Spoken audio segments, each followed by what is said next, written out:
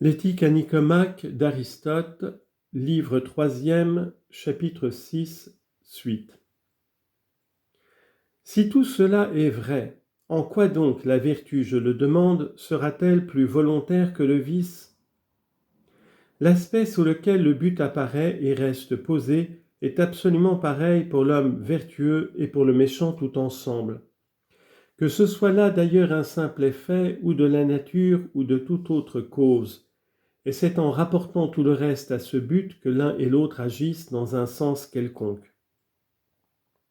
Soit donc que ce but, avec toutes ses diversités, n'apparaisse pas uniquement à l'esprit de l'homme par une action aveugle de la nature, et qu'il y ait ici quelque chose encore de plus, soit qu'au contraire le but soit complètement imposé par la nature, et que ce soit simplement parce que l'homme de bien peut y faire concourir le reste de ses actions qu'on puisse dire que la vertu est volontaire, il n'en reste pas moins certain que le vice est volontaire dans la même mesure que la vertu elle-même.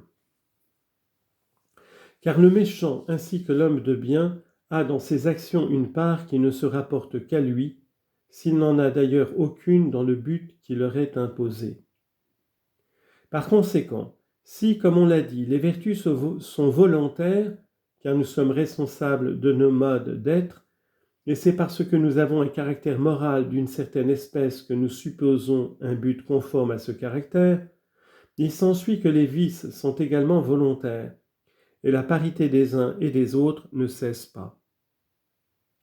En résumé, nous avons traité des vertus en général, et pour en montrer plus précisément la nature, nous avons établi qu'elles sont des milieux et des modes d'être. Nous avons indiqué les causes par lesquelles les vertus se produisent, et nous avons dit aussi que par elles-mêmes, les vertus peuvent à leur tour produire ces causes. Nous avons ajouté qu'elles dépendent de nous et sont volontaires, et qu'elles doivent s'exercer comme la droite raison le prescrit. Les actions du reste ne sont pas volontaires au même titre que les modes d'être, car nous sommes toujours maîtres des actions du commencement jusqu'à la fin, en connaissant à chaque instant tous les détails particuliers.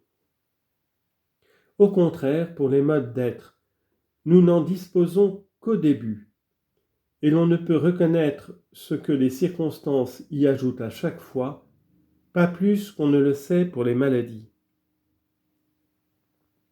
Mais comme nous pouvions toujours à notre gré diriger ces modes d'être ou ne pas les diriger de telle ou telle façon, on doit affirmer qu'elles sont volontaires.